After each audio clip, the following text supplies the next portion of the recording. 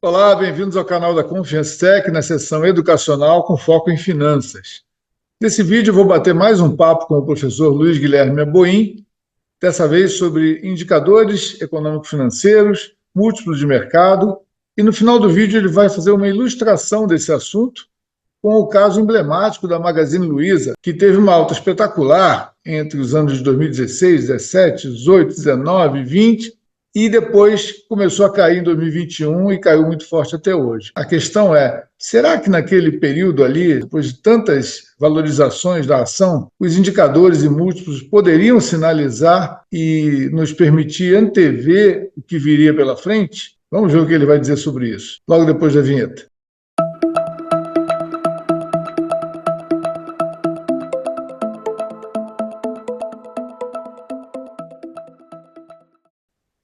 Oi, Aboim, tudo bem?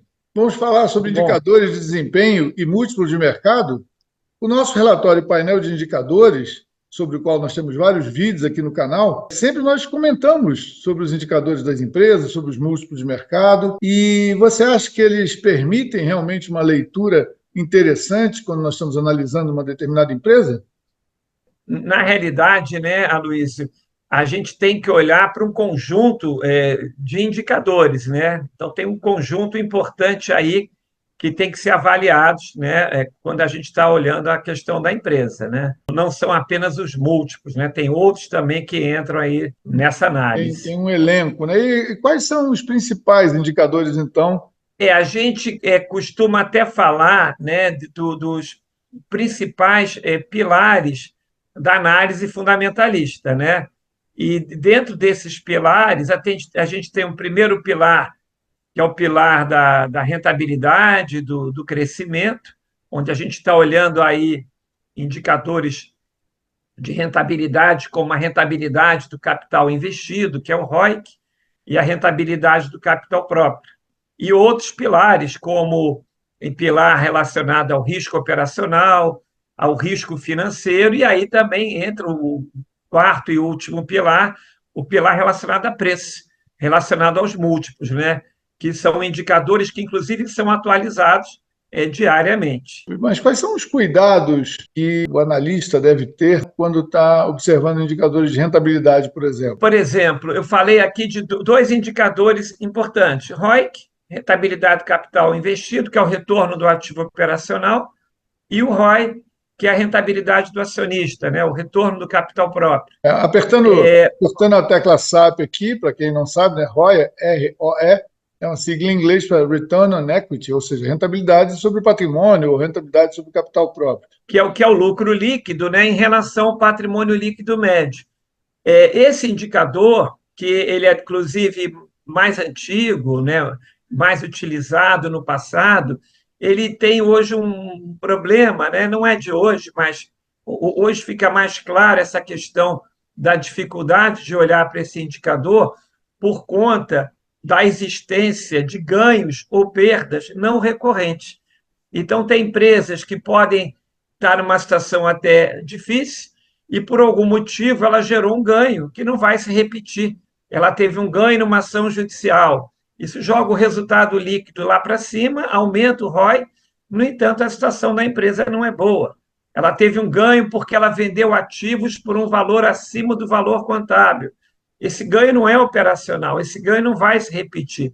Acontece uma única vez. Já o ROIC, ele é baseado na rentabilidade do ativo operacional. E aí a gente parte do lucro da atividade ajustado.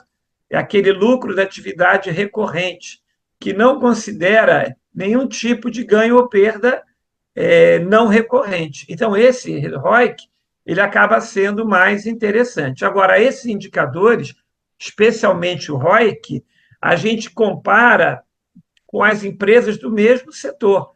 Eu não comparo o ROIC de uma empresa de mineração com uma empresa de telefonia, porque existe a questão do risco.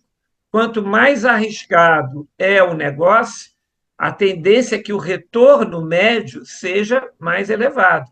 Então, investidores que entram de sócios de empresas de alto risco, eles exigem um retorno maior. Então, é natural que empresas assim gerem um ROIC médio mais elevado. E empresas de baixo risco, como uma empresa de telefonia, uma empresa de saneamento, de energia, que vende alimentos, né? Esse tipo de empresa tem um risco menor, a tendência é ter um ROIC mais baixo. Tá? Então, na Interessante. realidade, são esses dois indicadores para o pilar da rentabilidade. Eu vou fazer duas observações aqui. Uma, apenas para ilustrar o que você dizia, principalmente para as pessoas menos familiarizadas com esse tipo de coisa, a questão dos itens não recorrentes, tem aqui no canal um vídeo sobre a Dexco, que é a antiga Duratex, e, diga-se de passagem, não há nada de errado com a empresa, não é nada de errado com nada disso. Apenas nesse vídeo, nesse resultado de 2023 da Dexco, fica bem clara a ocorrência de efeitos não recorrentes. Está destacado no nosso relatório painel de indicadores e eu destaco isso no vídeo que está disponível. Vou até deixar um card aqui no nosso vídeo sobre esse vídeo sobre a Dexco. Além disso, você falou sobre os fatores de risco, né? E a própria gestão das empresas, ela tem que estar adequada à característica típica daquele setor, um determinado risco, o grau de endividamento, várias coisas. Mas eu vou te fazer uma pergunta: como olhar, como verificar o risco operacional de determinada empresa? O risco operacional ele está relacionado não necessariamente com a volatilidade das vendas, mas principalmente com a volatilidade do EBITDA. Né? Então, tem empresas que sofrem mais quando a economia desacelera, quando a economia entra numa recessão, que são chamadas empresas cíclicas. Empresas também de commodities também têm um risco maior. Né? Então, tem períodos que o resultado da atividade, que é o lucro operacional, pode ir lá para cima, e tem períodos que esse resultado pode ir lá para baixo. Então, por exemplo, quando uma empresa entra, quando um país entra em recessão, ou mesmo desacelera, os consumidores podem adiar a compra daquilo que não é essencial. Então, empresas que vendem produtos ou prestam serviços não essenciais sofrem muito mais nesse momento. Claro. Por outro lado, quando a economia volta a se recuperar, os consumidores se sentem mais confortáveis de as compras, né? E aí as vendas dessas empresas vão lá para cima e o EBITDA também vai lá para cima. Então, Claro. esse é um tipo de empresa que tem um alto risco operacional. E outro tipo de empresa são as empresas estáveis, aquelas empresas que vendem produtos ou prestam serviços considerados essenciais, né? Falei aqui telefonia, energia, saneamento, alimentos, medicamentos. São empresas que estão vendendo um produto ou prestando um serviço que não pode ser adiado. O consumidor não pode adiar a compra daquilo que é essencial. Essas empresas têm um risco menor. Sem dúvida. Agora, uma coisa vai puxando a outra, né? E você falando em risco operacional, eu imediatamente associo com risco financeiro. São riscos associados? Qual é a relação entre eles? Com certeza são, né? Porque podem vir a ser, né? Vamos falar assim, uma empresa que tem alto risco operacional, que trabalha com uma volatilidade maior no EBITDA, não deveria ser muito alavancada, não deveria ter muita dívida, porque é muito ruim ter um elevado risco operacional e elevado endividamento, porque a dívida gera para a empresa um custo fixo. Quando a empresa assina um contrato de financiamento, ela está comprometida, ela se compromete a pagar aquela prestação durante um determinado número de anos, chova ou faça sol. Então, se a economia desacelera, as vendas caem, as vendas de uma empresa com maior risco operacional vão cair, ela já tem custos fixos que ela não pode cortar, resultado da atividade vai lá para baixo, a margem EBITDA vai lá para baixo, e se ela tiver um endividamento alto, ela ainda vai ter que arcar com um pagamento de juros e principal que independe das vendas. Então é muito complicado. Já uma empresa de baixo risco operacional, ela pode se aproveitar de um endividamento maior, né? Porque a gente sabe que o capital de terceiros tem um custo menor do que o capital próprio. Então, a dívida pode fazer sentido. Além disso, a dívida gera uma despesa que reduz o lucro e, com isso, a empresa paga menos imposto de renda. Então, a dívida também tem vantagem. Porém, o ruim é se a empresa tem um endividamento alto. E uma empresa de alto risco operacional nunca poderia ter um endividamento alto, ela teria que ter um endividamento mais baixo. E aí, aproveitando a tua pergunta, Luiz, aqui, o terceiro pilar está relacionado ao risco financeiro. E o risco financeiro, o mercado costuma olhar muito para a relação dívida líquida e EBITDA, né? E, inclusive, o mercado tende a passar, né, um valor como limite tolerável para essa alavancagem, né? O mercado fala entre 2,5 e 3 como máximo de endividamento aceitável. Eu acho um pouco exagerado querer falar de um número para todo tipo de empresa, porque uma empresa com baixo risco operacional poderia até, com certa tranquilidade, ter uma relação dívida líquida e EBITDA perto de 3 ou até um pouco acima, já que ela tem baixo risco operacional e mesmo que o país entre em recessão, as vendas praticamente não caem, e se cair, cai pouco. Já uma empresa cíclica com alto risco operacional, talvez uma alavancagem dívida líquida e EBITDA acima de 1,5 já comece a preocupar, Claro. porque se houver, principalmente se houver um cenário que a economia possa piorar num período É. futuro, né, num período próximo. Que vai repercutir numa redução, provavelmente, né? Uma redução da geração de caixa, do EBITDA. Consequentemente, vai Sim, afetar o índice, mesmo que a dívida não se altere. A dívida pode até estar mantida, né? sim, A dívida é isso X, aí. mas o denominador caindo, o índice vai subir É, repentinamente. Então, para se é, precaver disso, empresas de maior risco operacional, e, de novo, não tem nada de errado a empresa ter maior risco operacional, é característica daquele negócio. O caso de esse cara commodities, acho que citou. é bem exemplar, né? Empresas de commodities, como petróleo, minério de ferro, commodities agrícolas, tem anos fantásticos e tem anos ruins, porque faz parte, porque é cíclico, né? É Isso típico do aí. negócio. Agora, outro tipo de indicador que nós, principalmente quem acompanha o mercado de capitais, olha muito são os chamados múltiplos de mercado, ou índices, indicadores de avaliação relativa, né? Agora, como é que os múltiplos, então, podem ajudar na análise da empresa? Os múltiplos, ele seria esse quarto pilar. E esse quarto pilar, a gente trabalha com múltiplo de lucro, né, o PL, relação preço-lucro, né, a relação preço-valor patrimonial da ação e o múltiplo de EBITDA. São os três múltiplos mais importantes. Esses múltiplos têm que ser olhados juntamente com os outros pilares. Então, por exemplo, normalmente se associa uma relação preço-valor patrimonial mais baixa como uma empresa que está barato. E não é necessariamente isso. Né? Por quê? Porque a empresa pode estar com preço mais baixo, né? O preço VPA é a relação entre valor de mercado e patrimônio líquido. Então, quando a relação preço-VPA, por exemplo, é menor do que 1, quer dizer que o valor de mercado, preço vezes quantidade de ações, é menor do que o patrimônio líquido, o que é raro acontecer, mas que às vezes acontece. Mas o fato dessa relação preço-VPA estar abaixo de 1, na realidade, a gente sempre olha muito dentro do setor, esses múltiplos, né? Quando ele está abaixo da média do setor, não necessariamente significa que aquela ação é interessante de se adquirir. Por quê? Porque pode ser que seja uma empresa com risco muito alto, né? E esse risco alto ele ajuda a jogar o preço da ação para baixo. Pode ser o risco operacional, como a gente falou, pode ser um risco regulatório, como você já falou de algumas empresas aqui, né? Como Petrobras, né? Que tem a questão do risco regulatório.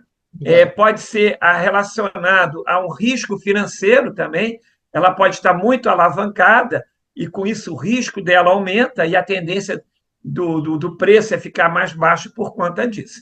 Então, o que normalmente a gente faz é usar esses múltiplos como um primeiro filtro, né, para a gente ter uma ideia se de fato aquela ação possa estar subavaliada ou, ao contrário, superavaliada. Né? Claro. Mas, para isso, vários cuidados são importantes. Agora, Boim, levando essa situação toda para um caso prático, nós conversávamos mais cedo e você me mostrava um relatório painel de indicadores da Confiança Tech de 2019 sobre a Magazine Luiza. Foi um caso emblemático, né? A empresa, uma ação que subiu durante vários anos exponencialmente e depois teve uma queda muito forte ao longo do tempo. E você mostrava que havia sinais Claro que é muito fácil falar depois que aconteceu, mas analisando sob a ótica aqui acadêmica, eu diria até, né? Analisando esses indicadores, os indicadores daquela época, talvez fosse possível perceber uma sinalização que a ação já estava sobrevalorizada, não é verdade? Por conta disso, eu separei aqui um slide que vai nos ajudar a enxergar isso aqui. Então, aqui, né, nessa tela, a gente vê um painel a gente, na época, chamava de painel de informações, né? Hoje a gente chama painel de indicadores, né? Então, isso foi lá em 12 de julho de 2019. E nesse painel, chama atenção que a empresa vinha ainda com uma rentabilidade muito alta. Vale lembrar que a empresa ganhou muito com o marketplace, né? Ela foi pioneira nisso e Uhum. teve um crescimento muito alto nessa rentabilidade. Ela, na época, ainda era uma empresa uma situação financeira muito sólida, ela tinha dívida líquida negativa, né? Ou No seja, entanto, tinha mais caixa do que dívida. do que dívida, né? Então, uma situação financeira, aquele pilar financeiro estava excelente, o pilar da rentabilidade estava excelente, no entanto, a empresa tinha um determinado risco operacional, né? A gente colocou até a questão da volatilidade, a gente chamou aqui de média do EBITDA, né? Mas o que mais chamava a atenção na época era a questão dos múltiplos. Então, quando eu olhava em 12 de julho de 2019, o múltiplo PL, preço-lucro, estava em 75, muito acima da média do setor, né? O preço VPA era 18 vezes, né? A empresa tinha um valor de mercado que era igual a 18 vezes o patrimônio líquido, enquanto que a média do setor era de 4 vezes. E o múltiplo de EBITDA era de 34 vezes. Então, a empresa estava trabalhando com os preços muito altos, né? Por conta da rentabilidade alta e o risco financeiro baixo, porque ela estava com uma dívida líquida negativa. A questão toda é a que a gente chamou a atenção como pontos negativos a questão da volatilidade, porque o desemprego elevado, endividamento das famílias, reduz o poder de compra da população, isso poderia estar afetando e acabou afetando a empresa como a Magalu, uma forte concorrência. Agora, e os múltiplos muito acima da média. E aqui a gente escreveu isso lá em 2019, né, que caso a empresa não consiga manter o mesmo ritmo de crescimento nas vendas e lucratividade, e aí a gente colocou, pode haver um aumento na volatilidade de preço, o que de fato acabou acontecendo. Aqui, olhando o setor, a gente vê o preço VPA muito acima da média, o múltiplo de EBITDA também muito acima da média, né? Enfim. E o que é interessante observar é que a empresa teve uma rentabilidade, um crescimento nas ações muito alto antes de 2019. Em 2016, por exemplo, as ações da Magazine subiram quase 500% em um ano. 2016. 2017 chegou a ficar um pouco acima de 500% no ano. 2 anos seguidos com crescimento assim. Em 2018, ela cresceu mais de 100% no ano.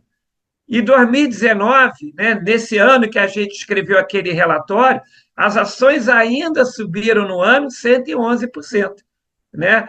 E 2020, né, depois do nosso relatório, no ano seguinte, elas subiram ainda 100%. Mas a gente lá em 2019 já dava esse alerta, né, que a lucratividade era excelente, risco financeiro excelente, porém tinha a questão da volatilidade do EBITDA e tinha os preços muito, muito acima do razoável, muito, muito acima da média do setor.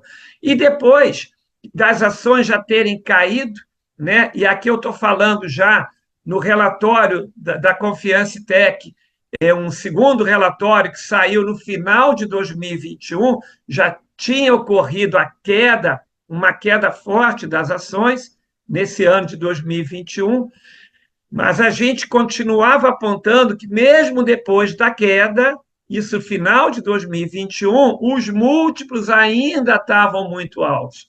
O lucro caiu? Caiu. Desculpe, o preço caiu? Caiu, mas o lucro também caiu. Então, quando eu olho a relação preço-lucro, ainda era alta. O múltiplo de EBITDA, o EBITDA caiu, mas o valor de mercado da empresa cai juntamente com o EBITDA. Então, o múltiplo ainda era muito alto em dezembro de 2021.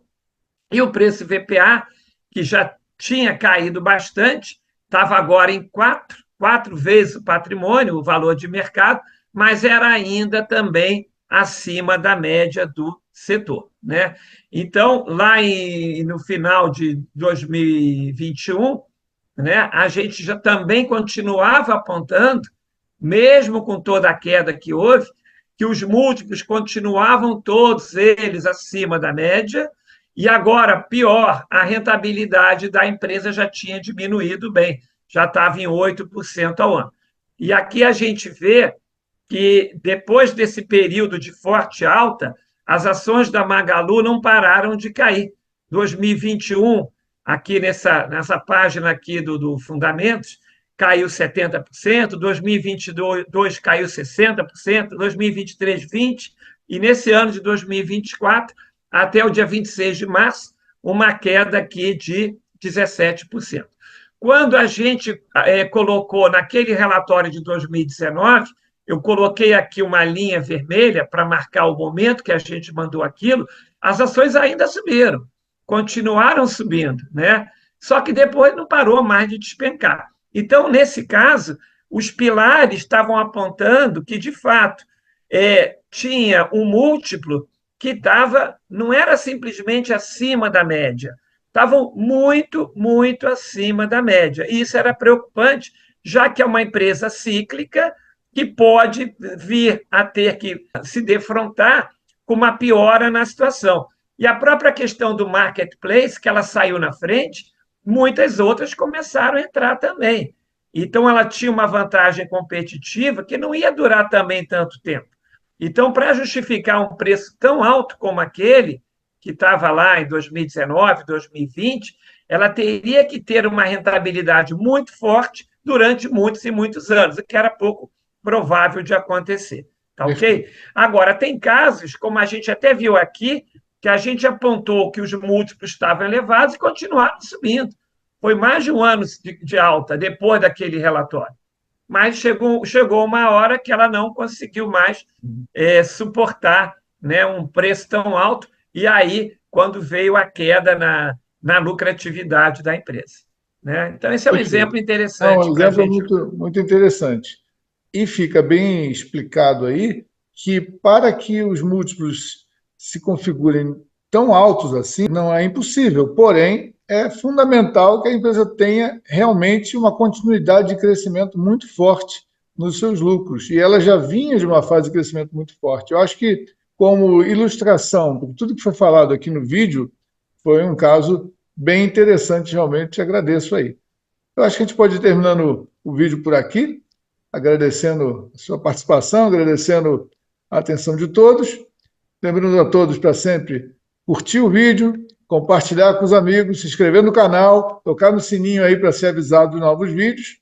E vamos em frente com o canal da Confiance Tech. Tchau, Até tchau. lá, até a próxima, então. Um abraço.